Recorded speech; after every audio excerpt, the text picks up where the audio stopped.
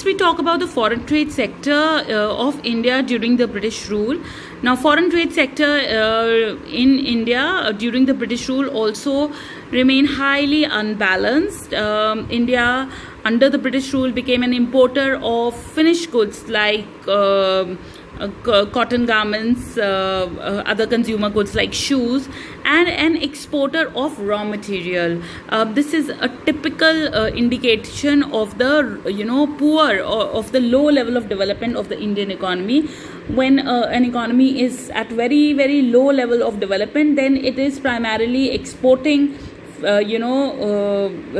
exporting raw materials like cotton, jute, which were used by the British industries, and it was importing the finished goods from Britain. Right, the major trading partner was Britain. More than 50% of the foreign trade was carried out with Britain.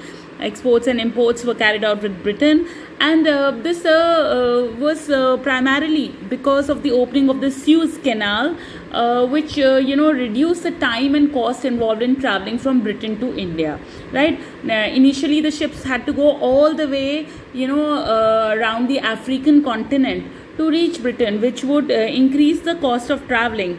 But with the opening up of Suez Canal, it was very very comfortable, easy, and it became cheaper and less time consuming for the goods to be cargoed from India to Britain and vice versa. So this also helped in the foreign trade. Right, now the foreign trade sector showed a trade surplus. Now trade surplus means that the value of exports by India were much more than the value of imports by India.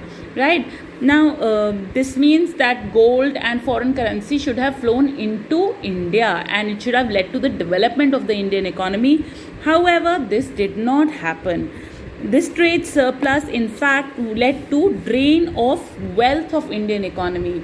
It means that whatever gold Indian economy earned because of its trade surplus, that means because the value of what it was exporting was much more than what it was importing, it did not benefit India. Rather, whatever gold went inside the Indian economy was sent back to the British Empire. Why? Because they said that it took the form of administrative charges which were imposed by the British. Also in the form of the wars and pensions and salary to the soldier and other administrative staff. So this led to drain of wealth of the Indian economy. That means the wealth, the gold of the Indian economy was not spent on the betterment of the Indian economy and of the Indian people. Rather, it was sent back to Britain. Right, now this is a very very important question. What is the meaning of drain of wealth? It is a one-way transaction. It drain basically means wasting of the wealth of the Indian economy. That means that the wealth of the Indian economy was not used for the benefit of India. Rather, it was sent back to Britain. We'll now talk about the occupational structure of the Indian economy during the British rule. Now, this occupational structure was lopsided. Lopsided meaning that it was not balanced. Right. Now, let's look at first what is the meaning of occupational structure. Occupational structure means the sectoral division of the workforce. What does that mean? It means how many workers, what is the percentage of workers which are engaged in the primary sector, in the secondary sector, and in the tertiary sector. That is the meaning of occupational structure. Why do we study it? We study occupational structure because it shows us the level of development of an economy. Right, now as an economy develops, majority of the population shifts from the primary sector towards the secondary and the tertiary sectors. As we can see in the developed countries like USA, like Canada, Australia, there the share of the population, the workers working in the primary sector is very less.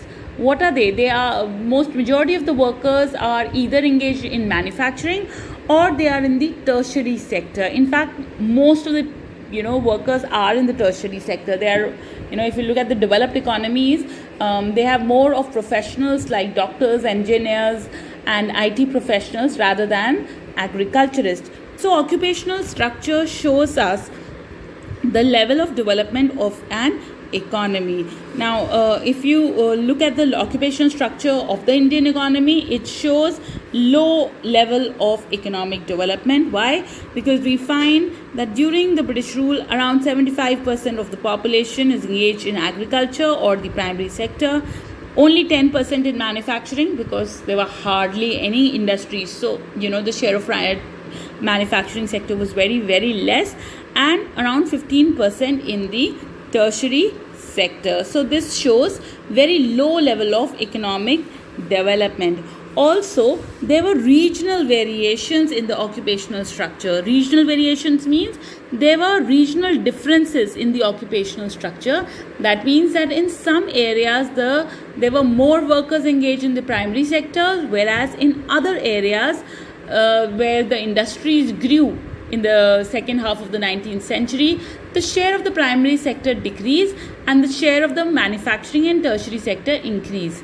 This happened in Madras Presidency, West Bengal and Maharashtra, because in these areas cotton and jute textile mills grew. So what happened? The workers started working in these sectors. As a result, the share of the primary sector decreased and the share of the secondary and the manufacturing sector increased. However, the share of the primary sector increased in areas of Punjab, Rajasthan and Orissa because of increase in the area under cultivation. Right now, this was a question this year in the CBSE board, that comment on the occupational structure of the Indian economy during the British rule. It was for 4 marks. So 2 marks for saying giving the sectoral division, saying that it showed low level of economic development and that majority of the population was engaged in the primary sector, and 2 marks for saying that there were regional variations, right?